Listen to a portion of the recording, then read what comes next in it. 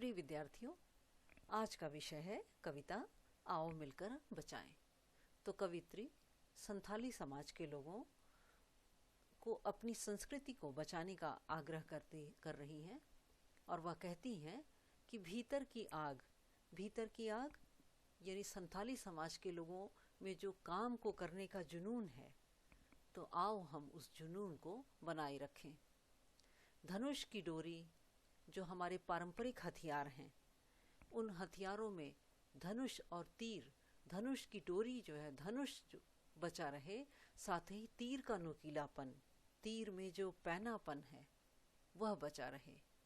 कुल्हाड़ी की धार भी तेज रहे। जंगल की ताज़ा हवा, जो जंगल में पेड़ पौधे रहे ताकि जंगल की ताज़ा हवा मिलती रहे। नदियों की निर्मलता, नदियों की जो पवित्रता है वह बनी रहे। पहाड़ों का मौन, पहाड़ जो मौन होकर संदेश दे रहे हैं, उन पहाड़ों की सुरक्षा करें। गीतों की धुन, जो संथाली समाज के जो गीत हैं, उन गीतों की धुन सुनाई दे। हमारे गीतों की गूंज भी, उसकी मधुर धुन हमें सुनाई दे। मिट्टी का सौंधापन, जो मिट्टी की सुगंध है, और फसलों की लहलहाहट, जो फसल है वह लहलहाती रहे। तो आओ हम सब मिलकर अपने पारंपरिक हथियार तथा प्रकृति पेड़ पौधे तथा जंगल की ताज़ा हवा और नदियों की पवित्रता और पहाड़ों, साथ ही जो संथाली समाज के गीत हैं, उन गीतों की धुन को और मिट्टी की सुगंध, साथ ही फसलों को भी लहलहाते हुए, फसलों की लहलहाहट को भी बनाए रखें।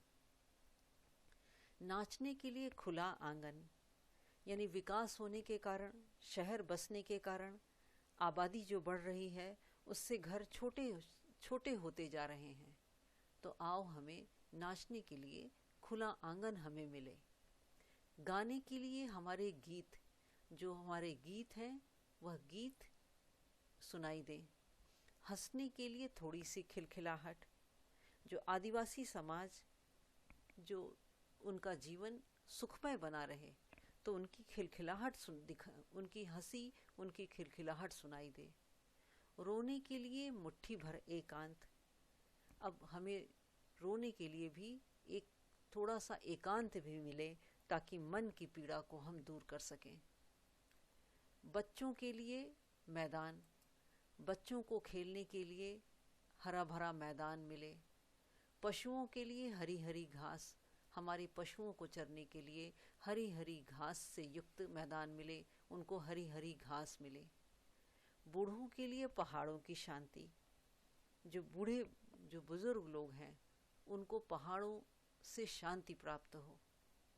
और इस अविश्वास भरे दौर में, जबकि इस समय लोगों में प्रेम और विश्वास समाप्त हो रहा है, तो ऐसे कोई किसी पर विश्वास नहीं कर रहा है, तो आओ हम मिलकर सबके बीच में थोड़ा सा विश्वास जगाएं।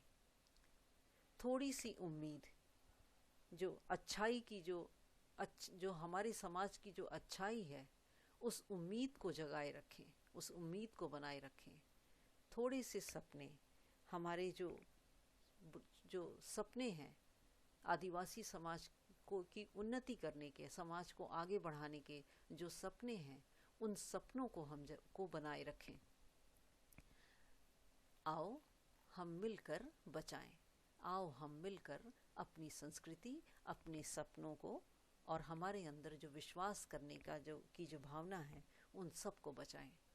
क्योंकि इस दौर में भी, आज के इस दौर में भी, जबकि आदिवासी समाज अनेक संकटों से गुजर रहा है, ऐसे समय में भी अब भी बहुत कुछ बचा है, वह भी हमारे पास। तो ऐसे संकट के दौर में भी आदिवासी समाज में अब भी बहुत कुछ बचा हुआ है। हमारी सभ्यता और संस्कृति में अभी भी बहुत कुछ बचा हुआ है। तो आओ हम उन सब को मिलकर बचाएं।